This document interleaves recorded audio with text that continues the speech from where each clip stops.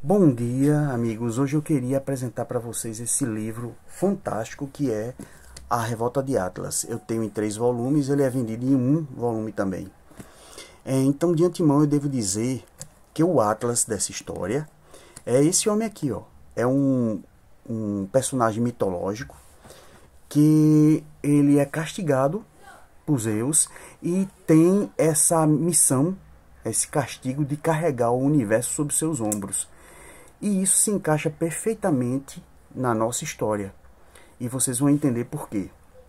Veja só, sobre a história, precisamos conhecer a família Taggart. A família Taggart é a dona da maior ferrovia dos Estados Unidos, e que eles se veem sendo pressionado constantemente pelos Estados Unidos para limitar suas próprias atividades e seus projetos. O problema é que esse tipo de limitação é feita não só sobre os Taggarts, sobre a indústria Taggart, mas também sobre todos os maiores empresários dos Estados Unidos, os titãs da indústria. Então, nesse tempo que é indeterminado, um tempo dessa história que é indeterminado, que ocorre nos Estados Unidos, sobre a égide de um governo corrupto, que sob a narrativa falaciosa de defender as minorias, ou melhor, defender a humanidade, os interesses da humanidade, esse Estado vai sugando os recursos das empresas, dos titãs, daqueles que desenvolvem projetos grandes para a humanidade, e nos deparamos o tempo todo nessa história com uma pergunta que é recorrente: quem é John Galt? É um personagem misterioso da história que nós não sabemos quem é. Mas enquanto está acontecendo tudo isso, a gente vai cada vez mais tendo curiosidade de saber quem é John Galt. E nesse meio tempo, ocorre o desaparecimento misterioso desses titãs da indústria que vão sendo sugados a ponto de abrir mão de suas empresas e simplesmente sumindo, desaparecendo do mapa. A Dagny Taggart, ela figura como, nessa história toda, como uma resistência, como o pilar do desenvolvimento econômico do país, cada vez mais sendo pressionado pelo Estado. E temos também o irmão dela, se eu não me engano é Jim, ou tinha alguma coisa assim, que passa a imagem de ser quem? Um filhinho de papai, aquele riquinho, que finge ser um homem de bem, um homem preocupado com a humanidade, mas no fim é um egoísta, e vai se aliando cada vez mais ao Estado para destruir a própria empresa que a Dagny levantou, né? Essa empresa de décadas, de centenas de anos. E aí nós vamos nos deparar com outros personagens fortes, como por exemplo o Francisco d'Anconia, que é um titã da indústria do cobre, e o Hank Herden, que também é um homem forte da indústria do aço. O Hank, por sinal, ele depois de anos de pesquisa, ele desenvolve uma nova liga metálica que vai revolucionar essa indústria. Mas aí ele se depara com o quê? Com o Estado querendo quebrar sua patente e entregar essa liga a todos, né? A todos os empresários, ou seja, o direito de propriedade aí sendo eliminado, né? Então, esses empresários vão querendo entregar tudo, porque recebem um convite misterioso e vão desaparecendo e ninguém sabe para onde eles vão. Quem sobrevive nesse processo ainda é a Dagny, que vai tentar lutar para defender sua empresa e vai tentar descobrir esse mistério, e acaba se surpreendendo com a descoberta de quem é esse John Galt. Agora vamos chegar a uma parte de spoiler, e se você não quiser assistir, tudo bem, mas é importante entender isso para compreender a essência dessa história.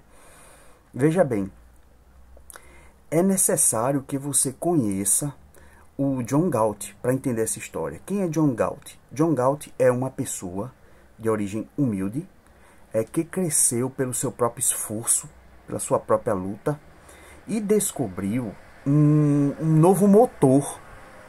Só que a empresa para que ele trabalhava a empresa acaba querendo usar essa descoberta, essa inovação, de acordo com o que o Estado estabelece, né? Ou seja, direito de propriedade já era. E aí ele se revolta e acaba se afastando, pede demissão e vai para um lugar incerto.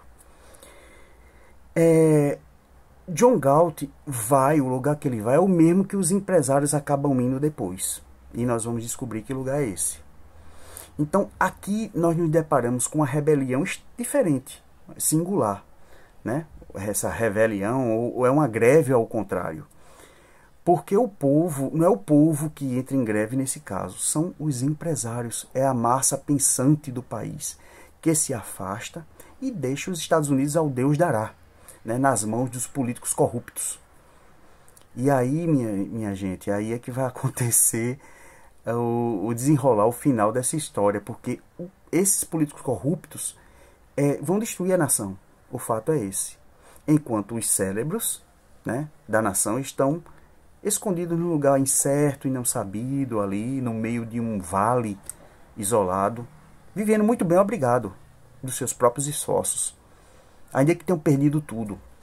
Então nos deparamos, na verdade, o final dessa história é o que acontece quando o Estado destrói a livre iniciativa econômica.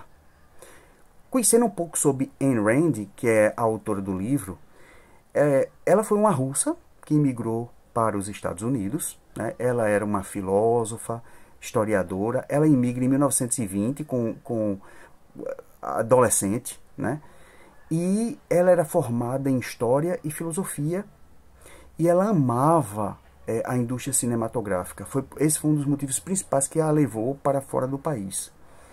Então ela chegou a trabalhar até nesse ramo cinematográfico, fazendo até pequenos papéis, figurantes, etc. Então ela acreditava nos esforços da mente humana, nos esforços do trabalho individual, né? E não numa mente coletiva. E no próprio capitalismo, claro, que abriu oportunidades para todos, na América Livre, né? Então, através da filosofia dela, que está amplamente encaixada nessa obra, nesse seu romance, ela denuncia justamente esse parasitismo do Estado, né, que quer controlar a livre iniciativa, os meios de produção, etc.